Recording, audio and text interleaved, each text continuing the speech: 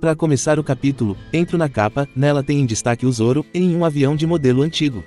O avião já passou por batalhas e carrega cicatrizes e curativo, o que é exatamente o que um mecânico faria. Enfim, outro detalhe é o símbolo pirata do Zoro, um crânio de bandana, com 2 espadas cruzadas e a terceira na boca. Além disso, Zoro está se divertindo enquanto leva um gorila no bagageiro que está carregando o Luffy nas costas. Tudo muito seguro, tudo muito saudável. Já a Nami, ela aparece em um avião mais potente, possui o mesmo desenho que o do Zoro, mas o dela possui 3 hélices, 2 a mais. Além disso, na asa tem o símbolo pirata da Nami, um crânio que tem uma touca listrada igual à blusa dela, o crânio está piscando o olho esquerdo e mostrando a língua, também tem um braço esticado fazendo um ok invertido em referência ao seu desejo por dinheiro. E dito isso, pode ser difícil de perceber por causa da qualidade, mas ela está carregando um saco de tesouros. Bom, entrando finalmente no capítulo, já temos de cara o Kuro criticando. O cara simplesmente não fez nada, a culpa do Usopp ter ouvido tudo e ficado vivo pra atrapalhar é dele, mas o cara não consegue, é incapaz de assumir os próprios erros. Mas pra criticar é uma máquina. Então, ele já chega dizendo que é uma vergonha, como pode os piratas Kuro terem caído a tal nível, na minha época não era assim, pessoal tinha amor à camisa. Porém, ao contrário do que o Kuro esperava, Django respondeu, com medo, mas deu nomes aos bois.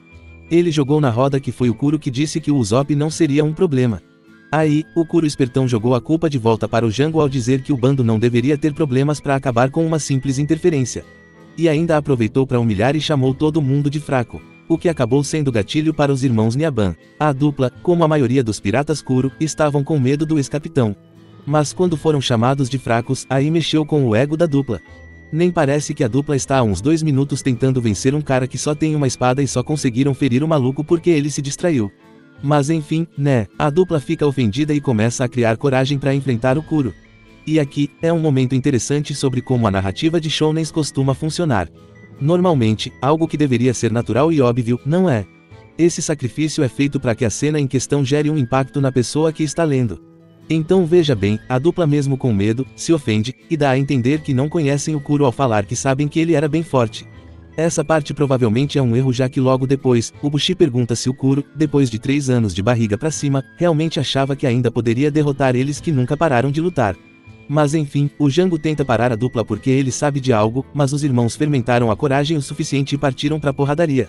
O ataque da dupla é rápido, mas o Kuro é bem mais rápido. O ex-capitão desvia e mostra finalmente a arma que usou para ferir o imortal Merry. A arma é chamada de As Garras do Gato, sendo uma luva preta grossa, feita de um material macio.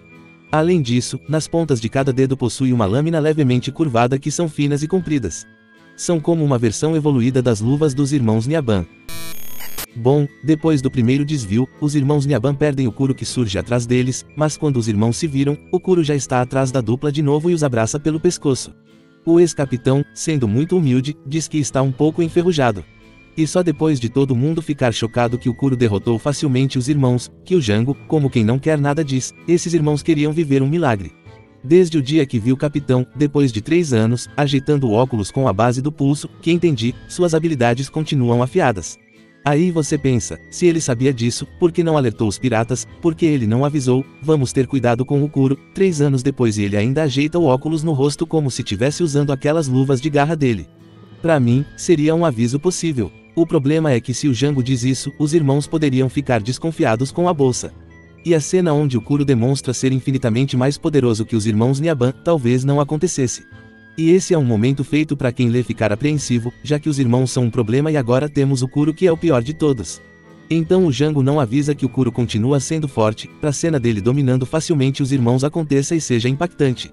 E com isso dito, a cena continua com o Kuro falando que se sente mais humilde depois de 3 anos nessa ilha, então dá 5 minutos para que os irmãos resolvam a questão da ladeira e partam rumo à vila mais próxima.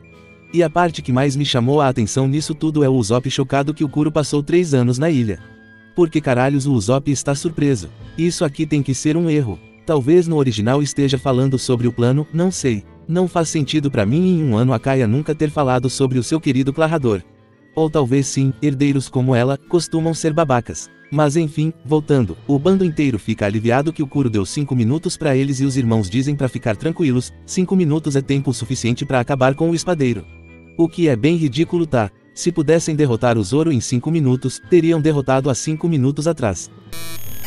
Bom, a dupla e todo o bando dorme na praça e ninguém vê a Nami armando um chute, pessoal só percebe o que aconteceu quando as espadas já estão voando na direção do Zoro.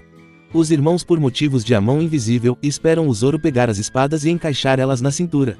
E vale dizer, o Zoro realmente é mais rápido que os irmãos, não é à toa que os irmãos só conseguem ferir o Zoro porque o Usopp interfere. Então, mais rápido o Zoro realmente é, mas os irmãos claramente só se movem depois que o Zoro está pronto. Mas bem, a dupla vai pra cima do Zoro como zagueiro ruins e o Zoro demonstra mais uma vez que é mais rápido que a dupla. Já que ele consegue sacar e se posicionar para atacar antes que os irmãos pudessem o alcançar. Zoro posiciona as duas espadas por trás da espada branca, ele acaba desenhando uma hashtag com as espadas e o seu braço esquerdo. E depois da foto, ele ataca usando a caçada do tigre e fim de jogo. A parte mais interessante nessa cena é que o movimento de corte que o Zoro faz é incompatível com a cicatriz na barriga do Bushi. E tá tudo bem, até porque ninguém percebeu, na verdade, ficou todo mundo chocado que os irmãos foram derrotados de forma tão fácil. Na cena seguinte o Zoro já começa a tirar onda e diz que vai limpar o chão com todo mundo, e mais, em menos de 5 minutos. O Kuro fica muito pistolinha por ser ameaçado, mas Zoro versus Kuro não vai acontecer. Isso porque o Bushi conseguiu se levantar e pede para o Django ser o seu coach motivacional. Mas antes, tem esse diálogo entre o Kuro e Zoro que começa com o Kuro dizendo, olha só, o cara ainda está vivo, parece que suas espadas não estão tão afiadas. E o Zoro responde dizendo, será que sobreviveu por causa da sua gordura?